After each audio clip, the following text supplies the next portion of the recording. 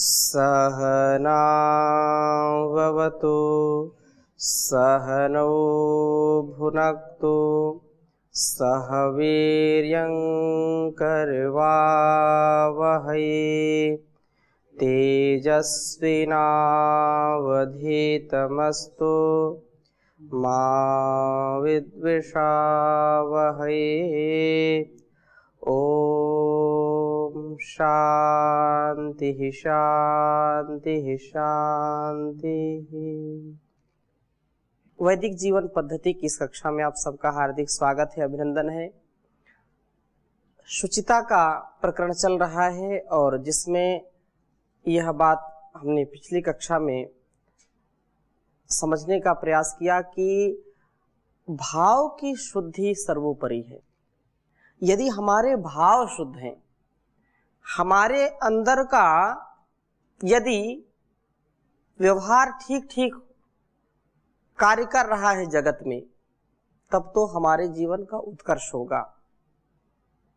और यदि हमारे भाव शुद्ध नहीं है तो हमारा जीवन भी कभी प्रगति को प्राप्त नहीं होता। तो पिछली कक्षा में किसी का कोई प्रश्न रह गया हो तो पूछ सकते हैं। जी स्वामी जी, आपने बताया ये शुद्धि मतलब हर चीज में होना चाहिए, व्यवहार में, व्यापार में, जीवन में अपने। पर मतलब आजकल का समय है, जैसे एक प्रसंग छोटा सा है कि जैसे एक व्यक्ति अगर किसी के यहाँ काम कर रहा है तो वो चापलूसी करके झूठ बोलकर या मतलब इधर उधर की बातें बनाकर वो आगे बढ़ जाता है। पर एक सोच के साथ, एक शुद्धि के साथ जो आदमी काम करता है वो वहाँ पर वो ठहर जाता है। फिर वहाँ पर अपने आप को शुद्धि बनाकर रहने में थोड़ी सी असहजता होती है। जी, जैसे अभी भी बताया स्वामी जी की भाव में शुद्धि रखनी चाहिए, उससे आप आगे बढ़ सकते। पर वहाँ पर तो संसारिक में ऐसा होता है कि वो ठीक है।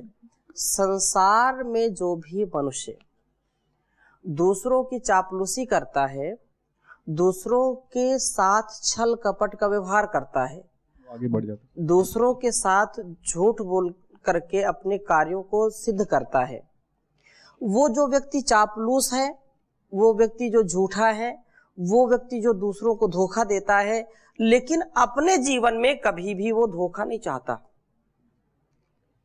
कभी भी वह ये नहीं चाहता कि मेरे साथ कोई असत्य बोले, कभी भी वो नहीं चाहता है कि मेरे साथ कोई चापलूसी करे। तो जीवन किस पर टिका है? शुद्धि पर टिका है। हमारा आचार व्यवहार विचार आहार व्यापार जब तक शुद्ध नहीं होगा, पवित्र नहीं होगा, तब तक हमारे जीवन में कोई अच्छा या दीर्घ काल की जो शांति है, जो सुख है, जो आनंद है, वो नहीं आ सकता। क्षणिक सुख तो आएगा, क्षणिक आप इंद्रियों का भोग करेंगे तो क्षणिक सुख मिलेगा, लेकिन आंतरिक जो आनंद है, आंतरिक जो सुख है, वो बिना पवित्रता के, बिना शुचिता के नहीं आएगा। आप इसका अनुभव स्वयं कर लीजिए। जिस समय आपके अंदर ईर्ष्या द्वेष का भाव आ जाए, जिस समय आपको किसी के प्रति क्रोध आ जाए, जिस समय आपको किसी के प्रति द्वेष की भावना आ जाए, उस समय आपका मन शांत नहीं रह सकता, उस समय आप प्रसन्न नहीं रह सकते। जबकि प्रसन्न चित्त व्यक्ति हमेशा उन्नति करता है, शारीरिक और मानसिक और सामाजिक। और जो प्रसन्न चित्त नहीं है, जो हमेशा दुख में, क्लेश में, तनाव में, अभाव में या छोटे छोटे प्रभाव में अपने को नहीं रोक पाता, वो क्षणिक सुख उसको मिलेगा और दीर्घ काल का उसको दुख मिलेगा। तो निर्णय हमको करना है कि हमारा जो व्यापार की यदि हम बात करें, आहार की बात करें, विचार की बात करें, तो प्रत्येक आप बिंदु को देखिए। कोई भी व्यक्ति जो ऐसा अशुचिता में, अशुद्धता में, अपवित्रता में इन व्यवहारों को करता है तो वो ज्यादा उन्नति नहीं कर सकता है। कोई व्यक्ति यदि पदार्थों में मिलावट करता है, व्यापार, अब जैसे आप में से किसी ने प्रश्न किया था कि जो है हम कितना भी कोशिश करें या बाहर भी लोग करते हैं। भाई आजकल के जमाने में व्यापार करना है तो झूठ तो बोलना ही पड़ेगा। झूठ का जमाना है, झूठ का जमाना नहीं है। कितने दिन तक झूठ बोल करके व्यापार कर सकता है? ज्यादा दिन तक उसका व्यापार झूठ से नहीं चलेगा। लेकिन जो सत्य बोलेगा, सत्य व्यवहार करेगा, शुद्धता पवित्रता से व्यापार करेगा, उसका व्यापार इतना ऊंचा उठ जाता है, एक बार विश्वास जम गया तो फिर लोग कहीं से भी, वो यदि दुगना रेट का भी देगा तो उसी से लेंगे, क्योंकि शुद्ध चीजें मिलती हैं। आज देखो जो भी खाद्य पदार्थ है कितनी मिलावट है। पैसे के कारण लोग बोलते हैं कि मिलावट करो।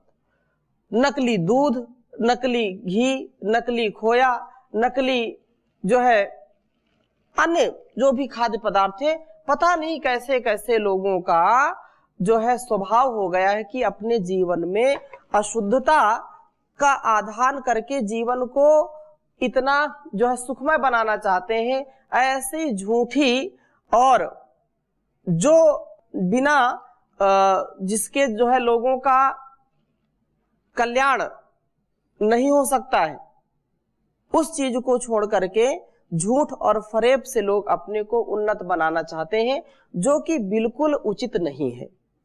ओम स्वामी जी। जी आज के संदर्भ में जो हमारे देश के रक्षक हैं, सैनिक है, जी कभी कभी उनको सरकार जो एक टास्क वगैरह देती है तो जंगल में जा कर के कभी कभी ऐसी परिस्थिति आती है कि उन्हें भोजन वगैरह उपलब्ध नहीं होता, तो उस परिस्थिति में वो वहाँ के जंतुओं को मार करके खाते हैं, ऐसा सुना है। और बर्फीली क्षेत्र वगैरह में शराब मदिरा पान आदि करते हैं।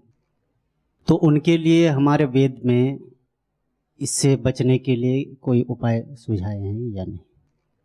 देखो, हिंसा तो हिंसा होती है, चाहे व्यक्ति पहाड़ पर करे, चाहे जमीन पर करे, चाहे समुद्र में करे, परंतु जीवन की रक्षा के लिए एक ऐसी आपातकाल की स्थिति आ गई तो वहां पर मनुष्य का जीवन सबसे ऊंचा है।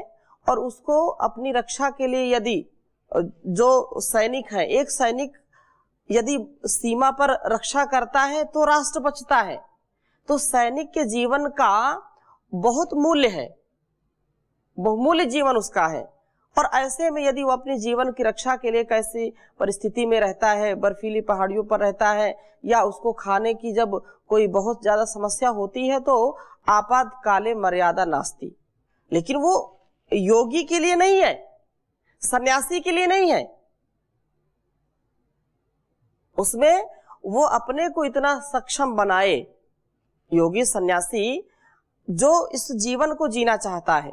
तो वहां तो ये कहा जो ये सभी कालों में सार्वभौम ये महाव्रत हैं, इनका कभी अतिक्रमण नहीं करना चाहिए।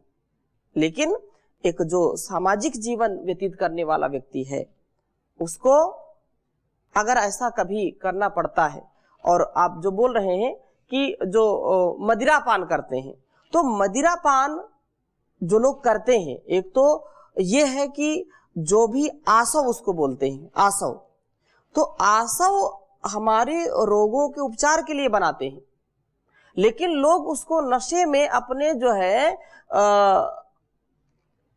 उसमें से तामसिक सुख खोजते हैं। ऐसा जो करते हैं वो उनका वो नशा इतना करते हैं, इतना अति करते हैं कि उनका मन और शरीर उनके काबू में नहीं रहता है। तो ऐसे लोगों को पाप लगेगा, निश्चित रूप से लगेगा। और इसके लिए निषेध भी किया है, क्योंकि ये जो है रजोगुण और तमोगुण को बढ़ाता है। तो उनसे बचना चाहिए यथा संभव। यदि कोई बहुत ही पहाड़ों पर रहता है और उसको उस आवश्यकता है उसकी, तो औषधि रूप में वो ले, उसमें कोई हानि नहीं है। लेकिन एक सन्यासी योगी यदि ऐसा ले, तो सन्यासी योगी को तो ऐसा बिल्कुल आप देखते हैं कि हजारों लाखों ऋषियों ने बर्फीले पहाड़ों पर जो है तपस्या की। अभी भी आप ऐसे दिव्य स्थान पर हैं कि जो है देवप्रयाग और जो है गंगोत्री, यमुनोत्री और तपोवन आदि में अभी ऐसे योगी मिलेंगे कि उनको कभी ऐसी आवश्यकता नहीं पड़ती। वो एक लंगोटी में रहते हैं और बर्फ पर तपस्या करते हैं। तो अपने आप को योगी इतना सक्षम बनाए। ठीक है, तो इसमें विशेष बात यह है कि जो बात चल रही है, क्योंकि ये बड़ा प्रासंगिक है, कि जो लोग स्वास्थ्य को ध्यान में न रखते हुए केवल व्यापार के लिए, केवल धन संपत्ति के लिए जो चीजों में मिलावट करते हैं, वो अपने जीवन से और इस सामाजिक जीवन से बहुत ही जो है पतन को प्राप्त होंगे। ऐसे लोगों का कभी उत्थान नहीं हो सकता है। एक कवि लिखता है कि क्योंकि जमाना है मिलावट का, मिर्ची के पाउडर में गेरू पीस करके देते हैं, और जो है ऐसे दालों में कंकड़ पत्थर दे देते हैं साथ में, उसका वजन बढ़ा देते हैं। हर प्रकार की मिलावट से लोगों का चित्त भी अशुद्ध हो रहा है और स्वास्थ्य भी उनका पवित्रता से नहीं आगे बढ़ पा रहा है। जमाना है मिलावट का, मिलावट खूब होती है, बची न कोई चीज, खालिस की बीजों में मिलावट है। ये धुंधली आंखें, ये हिलते दांत यूं फरियाद करते हैं कि अंजन में मिलावट है, मंजन में मिलावट है। हाँ, कहा बीमारियों ने आओ मिलकर के करें हमला, कि अब कोई नहीं खतरा, दवाओं में मिलावट है। नस्ली घी नजर आया, नस्ली दूध ही चखा, पले आया की गोदी में कि ममता में मिलावट है। तो मिलावट का जो दौर चल रहा है, ये दौर ठीक नहीं है मनुष्य के लिए। फलों में भी इतनी जो है अशुद्धता है कि लोग, मतलब वायु भी शुद्ध नहीं है। तो इसको शुद्धता से जीने का हमको प्रयास करना चाहिए, तभी हमारा उत्तम जीवन बनेगा और हम सभी प्रकार से जो है उन्नत होंगे। कहा कि जो दुग्ध है, दुग्ध के नाम पर लोग ऐसे विषैले पदार्थों को मिला करके दूध बना देते हैं और उसमें खूब मलाई पड़ती है ऊपर, और बोलते देखो कितना गाढ़ा दूध है ये। और जबकि वो लगातार व्यक्ति उसका सेवन करता रहे तो उसको कैंसर से कोई बचा नहीं सकता। ऐसे ऐसे धंधे चल रहे हैं। कभी जब कोई विशेष पर्व त्योहार होते हैं तो मावा पता नहीं कहां से आ जाता है लोगों के पास। मार्केट मावा से जो है खोया उसको बोलते हैं।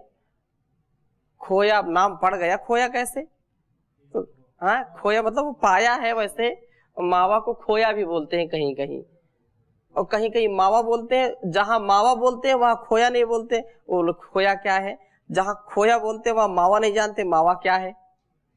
दोनों स्थितियां हैं। कबीर कहते हैं, रंगी को नारंगी कहते, नगद माल को खोया, उल्टी चाल देख जगत की खूब कबीरा रोया। कि जो नारंगी है, रंग बिरंगी होती है, वो उसको बोलते हैं नारंगी है, और जो खोया है वो तो नगद माल है, उसको लोग खोया पाया। तो हम अपने आहार की, अपने विचार की, अपने व्यवहार की हमेशा शुद्धता रखें, मन से और शरीर से हम सदा स्वस्थ रहे, ऐसा हमको प्रयास करना चाहिए। भाव की शुद्धि विशेष है और हम सब भाव से ही भाव विभोर हो जाते हैं। आप रोज मंत्र, आप यज्ञ प्रार्थना करते हैं, यज्ञ रूप प्रभु हमारे भाव उज्ज्वल कीजिए, छोड़ देवे छल कपट को मानसिक बल दीजिए। ये मानसिक बल कौन देगा? परमात्मा देगा। वही पवित्र करने वाला है, वही हमारे अंतःकरण की और वाह्य शुचिता को बढ़ाने वाला है। इसलिए सदा उसका हम गुणगान करते रहें, उसी का ध्यान करते रहें। और पवित्रता के लिए विशेष बात जो है यहाँ अथर्ववेद में कही कि परमात्मा हमारे जीवन को शुचिता युक्त बना दे, पवित्रता से युक्त कर दे। और मुझको ये मंत्र बहुत अच्छा लगता है, आपको भी शायद अच्छा लगे। परमात्मा से प्रार्थना हम करें हमेशा हर पल, पुनंतु माँ देव जनाः, पुनंतु मन साधिया, पुनंतु विश्वाभूतानि जात वेद पुनेहि माम। इसका अलग अलग भी मिलता है, जात वेदा या पावमानः, पुनंतु विश्वाभूतानि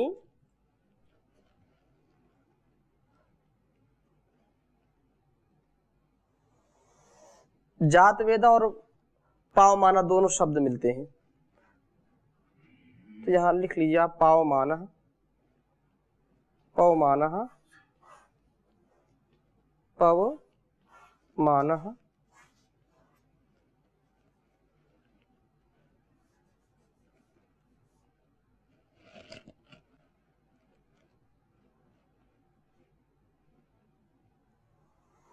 पुनातु माम।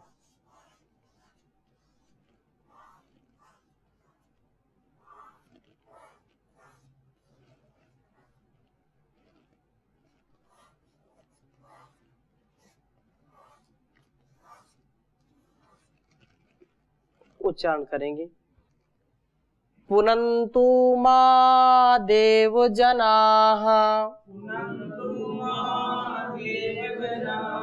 पुनंतु मन साधियाः, पुनंतु विश्वभूतानि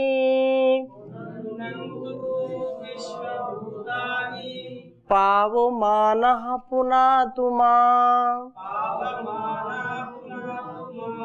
पुनन्तु मा देव जनाः, पुनन्तु मनसा धियाः, पुनन्तु विश्वभूतानि पावमानः पुनातु मां।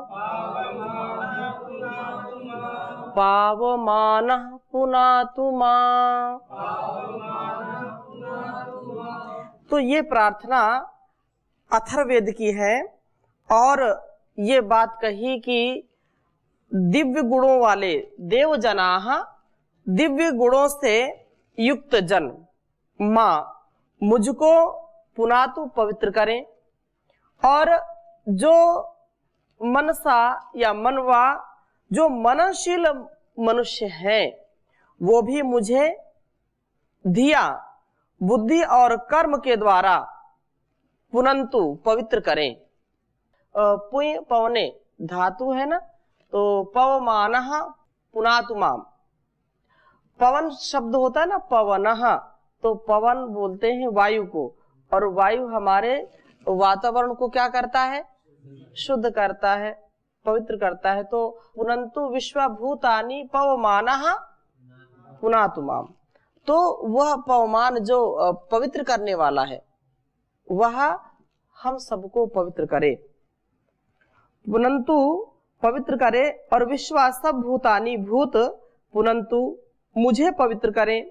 पवमानः, यह जो पवित्र परमात्मा है, पवित्र करने वाला है। पावकः, जैसे पावकः किसको बोलते हैं, अग्नि होती ना, तो अग्नि को पावक बोलते हैं क्योंकि पुई पवने धातु में, धातु से पावकः बन गया, पवित्र करने वाला।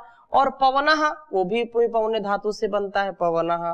तो ऐसे ही जो पवित्र करता है उसको क्या कहते हैं, पवमान, पवित्र करने वाला। जो पवित्रता की जो है, पवित्रता जिसमें कूट कूट करके भरी है और दूसरों को भी जो पवित्र करने वाला होता है, तो वह परमात्मा पवमानः, पवित्र परमात्मा मुझे पुनातु पवित्र करे। तो भावार्थ में और स्पष्टता से समझने का प्रयास करेंगे कि देव जनाः, वे जन जो दिव्य गुणों वाले हैं, दिव्य गुणों से जो है युक्त है, वो अपने दिव्य गुणों को मुझको दे करके मुझे पवित्र करें। सत्य भाषण, परोपकार, दया आदि दिव्य गुण है। इन गुणों को धारण करने से मनुष्य पवित्र हो जाता है।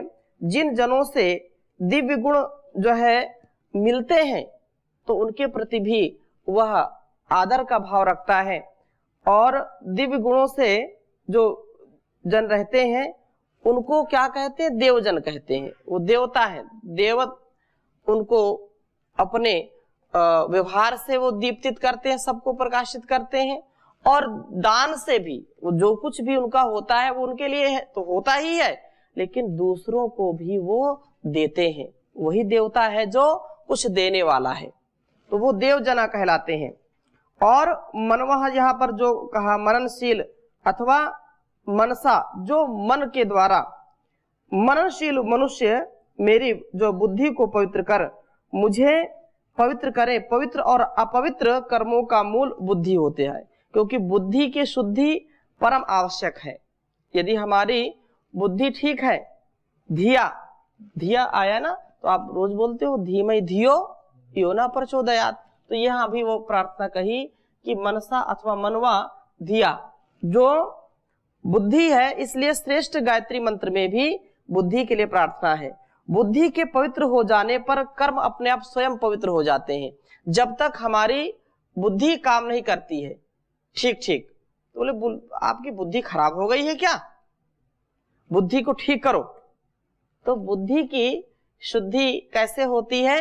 वो अपने से बड़ों का सम्मान करने से और उनके द्वारा जो अच्छा ज्ञान दिया जाता है उसका पालन करने से, सद ग्रंथों का स्वाध्याय करने से, ईश्वर का प्रणिधान करने से और अपने जीवन में सदा सर्वदा सर्वत्र कृतज्ञता, समरसता, श्रद्धा, भक्ति और ज्ञान युक्त व्यवहार करने से। श्रद्धावान लभते ज्ञानम, बिना श्रद्धा के व्यक्ति कभी भी ज्ञान को प्राप्त नहीं हो सकता है। इसलिए श्रद्धा भगत से मूर्धनि कहा है ना, श्रद्धा भगत से मूर्धनि। श्रद्धा जो है सबसे जो ऐश्वर्यशाली भगत से मूर्धनि, वो सब ऐश्वर्य को दिलाने में सबसे ऊंचा उसका स्थान है श्रद्धा का। तो मंत्र में बुद्धि और उसके द्वारा जीवन को पवित्र करने का सामर्थ्य मनवा को दिया है। मनवा का अर्थ यहाँ जो मननशील अर्थात मन के द्वारा। अतः इस वर्णन में स्पष्टता से यह प्रतीत हो रहा है कि बुद्धि को पवित्र करने का जो मुख्य साधन है वो मनन है। मननशील व्यक्ति ही ठीक ठीक कार्य कर पाता है, क्योंकि जब जिसके अंदर मनन करने की शक्ति क्षीण हो जाती है, जो चीजों में मनन चिंतन नहीं करता है, वो कभी भी निर्णय नहीं कर पाता क्या सही क्या गलत, तो अपने धुन में आगे बढ़ता रहता है। इसलिए यह विशेष बात है कि मन को पवित्र करने का जो उत्तम साधन है वो अपने से बड़ों का सम्मान करें, देवजनों का, और परमात्मा के प्रति श्रद्धा का भाव रखें। विश्वभूतानि इसमें आया, तो विश्वभूतानि विश्वभूत मुझे पवित्र करें, यह तीसरा प्रक्रम है। जब हमारे जीवनों में भूत विश्व जो है विश्वभूत हित का भाव जागृत होता है तो यह भाव हमें पवित्र बना देता है। जैसे जैसे स्वार्थ के भावों के स्थान में परार्थ के भाव आते हैं जाते हैं, जीवन भी वैसे शनै शनै पवित्र होता रहता है। भव प्रत्यय प्रकृति लया नाम एक सूत्र आता है योग दर्शन में। तो भव प्रत्यय का मतलब भव होता है संसार और प्रत्यय माने उसका ज्ञान। तो जब भव लोग बोलते हैं ना भव पार हो गए, भव सागर पार हो गए, तो संसार सागर से पार हो जाना, तो इसको कौन पार कर सकता है? जिसके अंदर सभी भूतों के लिए, सभी प्राणियों के लिए दया का भाव होता है। वही व्यक्ति जो विश्वभूतानि विश्वभूत, पूरे विश्व तो आ ही गया, और विश्वभूत मुझको पवित्र करे, मतलब यह है कि सर्वभूतेषु सभी भूतों में उस परमात्मा का दर्शन करना और उनसे कभी भी अपने को अलग ना समझना। यस्मिन् सर्वाणि भूतानि आत्मन्येवानुपश्यति सर्वभूतेषु चात्मानं ततो न विजुगुप्सते। तो ऐसे जो है हम अपने आप को बनाएं, ऐसे जीवन को जिए जिसमें एक रूपता हो। सर्वे भवन्तु सुखिनः, सर्वे सन्तु निरामयाः, सर्वे भद्राणि पश्यन्तु, मां कश्चित दुख भाग भवेत्। ऐसा हमको विचार करके आगे बढ़ना चाहिए। पवमानः शब्द आया है तो पवमानः का यह परमात्मा से पवित्रता मांगना, याचना करना कि हे परमात्मा मुझको पवित्र बना दो। परमात्मा पवित्र से भी पवित्र है, इससे बढ़कर के कोई पवित्र नहीं है। अतः परमात्मा की स्तुति, प्रार्थना और उपासना जब हम करेंगे, शुद्ध ज्ञान से शुद्ध उपासना होती है और शुद्ध उपासना से फिर हमारा शुद्ध कर्म होता है। ऐसे इससे जो है परमात्मा की स्तुति, प्रार्थना, उपासना द्वारा हमारे जीवन की पवित्रता जो है बढ़ती है, उससे पवित्र बनाना अपने आप को, और यह अंतिम साधन है। इस प्रकार से जो यह मंत्र है, 4 साधन बताए पवित्र होने के कि देवजनः, पहला क्या है, देवजनों की सत्संगति में रहना, दिव्य गुणों से जो लोग विभूषित हैं उन लोगों की संगति में रहना, मतलब अपने आप को पवित्र करना, ये पहला उपाय है। और दूसरा उपाय क्या है कि मननशीलों की संगति में मनन का लाभ लेना। मनसाधिया, जो मन के द्वारा पवित्र हैं, मननशील जो हैं, वो उन लोगों की संगति में रहना। तो मननशील होना, ऊहापोह करना, हे और जो है जो चीजें हे हैं और जो ग्राह्य है उनको त्याज्य और ग्राह्य चीजों का जो है चिंतन करना। तथा तीसरा उपाय बताया विश्वभूत हित। जब हमको सबके हित के लिए सोचना है तो हम अपने आप पवित्र हो जाते हैं। जब केवल अपने स्वार्थ की बात आती है तो हमारे अंदर ईर्ष्या द्वेष आ जाता है, छल कपट आ जाता है, तो हम अपवित्र हो जाते हैं। लेकिन जब किसी से कुछ लेना नहीं है, सबको देना ही देना है, अपने वाणी से, अपने व्यवहार से, अपने कृतित्व से, अपने व्यक्तित्व से सबका हम कल्याण चाहते हैं, तो पाप किस बात का आएगा? पाप तभी आता है जब हमारे अंदर स्वार्थ आता है। लेकिन जब हम सबके कल्याण की बात करेंगे तो कभी भी हम हताश निराश नहीं होते, कभी भी हमारे अंदर की शुचिता भंग नहीं होती है। और चौथा उपाय क्या बताया कि परमात्मा की स्तुति, प्रार्थना करना, उपासना करना, इन चारों साधनों से हमारा जीवन पवित्र हो सकता है, हमारा जीवन शौच युक्त हो सकता है, हमारा जीवन निर्मल हो सकता है। तो इनका हम और चिंतन मनन करेंगे। अभी यहीं पर विराम देते हैं, शेष चर्चा अगली कक्षा में। ओम शांति शांति शांति।